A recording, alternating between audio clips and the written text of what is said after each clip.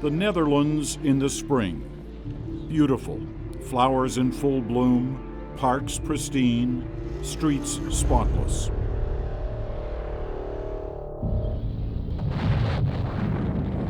It's a far cry from what the same spots were like 70 years ago. The Germans had leveled the cities, murdered those who got in the way, and sent tens of thousands of Jews to be gassed in death camps.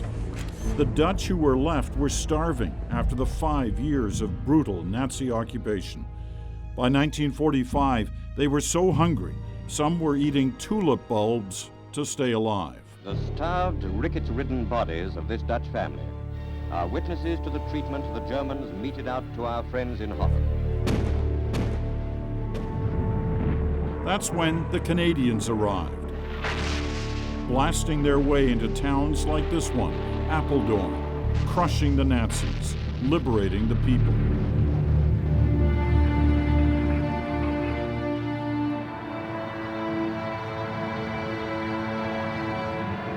The Dutch have never forgotten, never. And this week, they'll be in these streets again, by the thousands, to welcome back some of those Canadians, now in their 90s, who gave them their country, their lives back. I've been coming here for 20 years, never ceasing to be amazed at the Dutch determination to say thank you.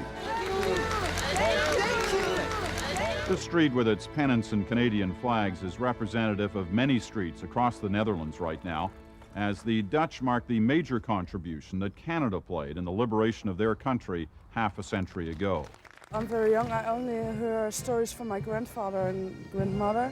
But yes, they freed us 50 years ago, so that's why I'm here. I think it's a love affair between the Canadians and the Dutch.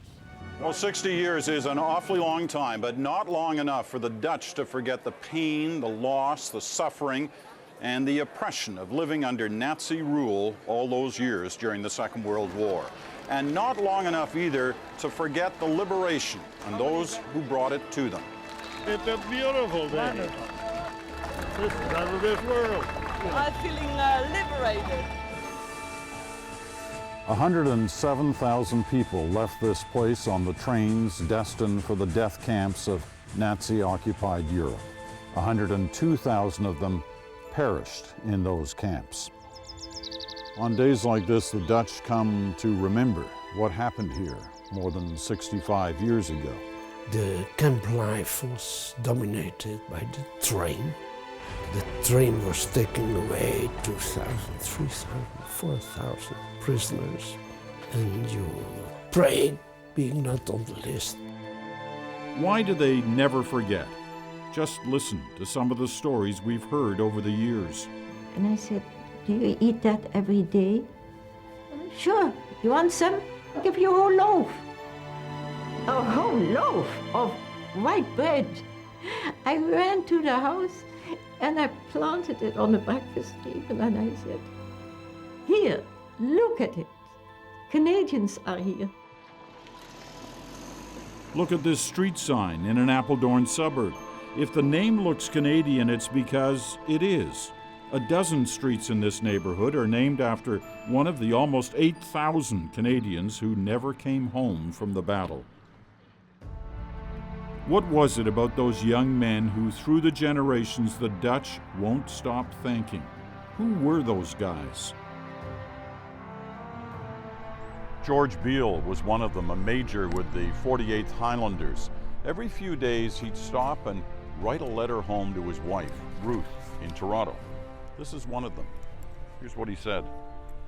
My own darling, I haven't written you for 5 days. I didn't feel much like it, sweetie, as we were fighting again, and I was awfully busy, and we've been having a tough fight.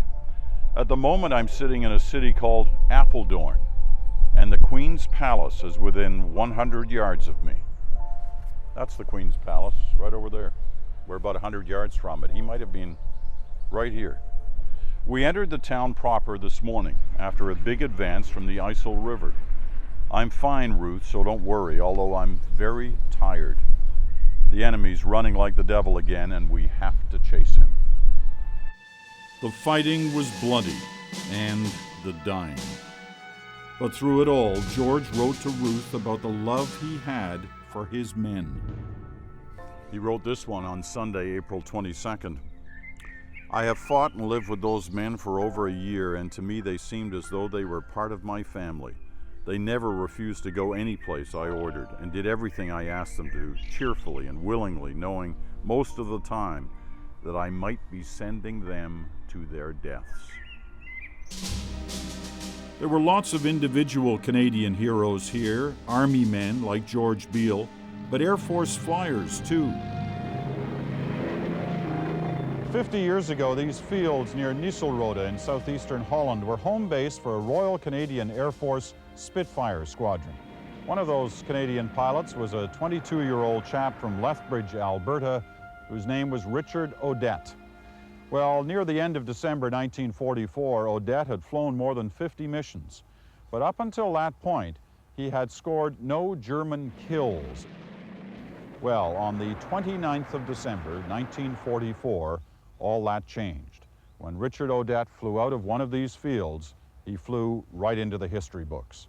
Before he returned, he had shot down 5 German aircraft. No other Canadian pilot, no other British pilot had scored that many victories in one mission. Meanwhile, frontline fighters broke through to capture key strategic locations. All this was happening as the Nazis were facing their final desperate days, until that last moment when the fighting and the dying suddenly stopped. 70 years ago this week, the war ended.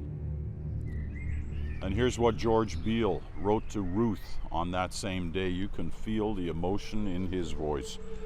Darling, you couldn't possibly have any idea just what kind of a reception it has been and still is. The people go simply mad. And I had the honor, darling, of being the leading vehicle, my Jeep. Any town we went through, the people crowded the roads, and we had a most difficult time getting past them. They all want to touch your hand or even kiss you, and they simply pelted us with flowers. My Jeep looked like a florist shop. It does make all the hardships worthwhile when you see the joy of these liberated people.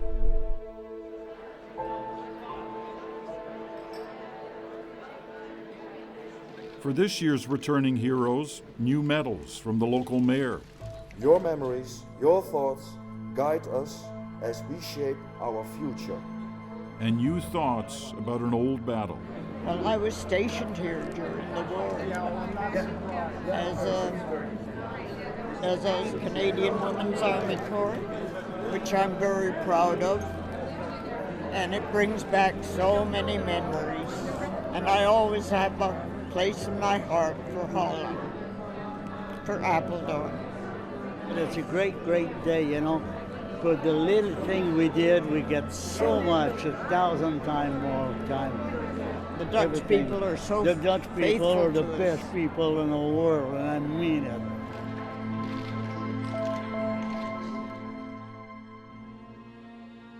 Wangeningen just down the road from Apeldoorn, in that little building. That's where the Germans finally surrendered. These extraordinary pictures capture the moment. To the Commander-in-Chief, 21 Army Group.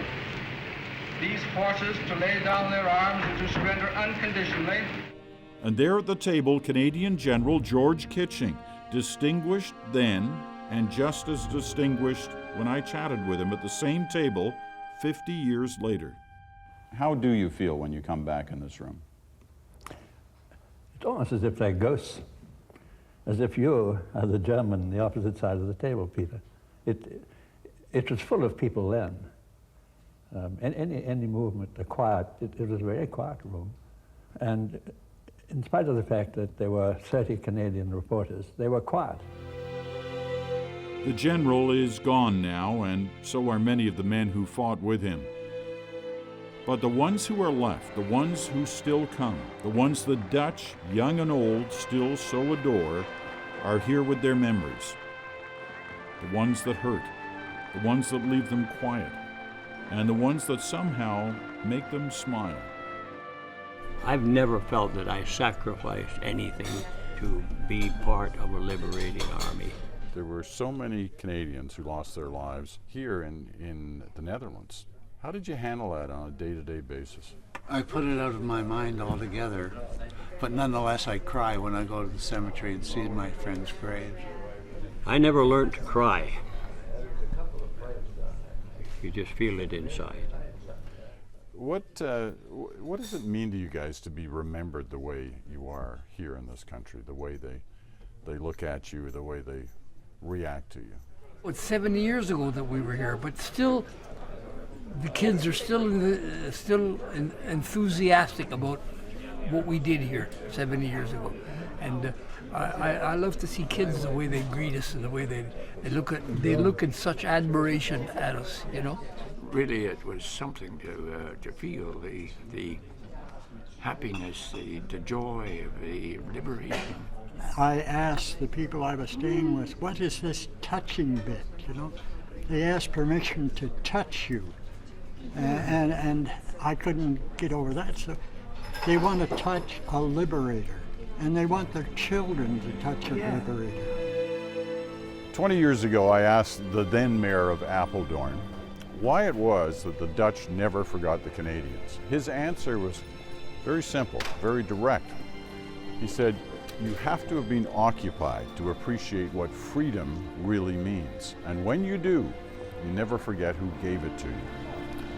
That's why Canada is never forgotten here. Never.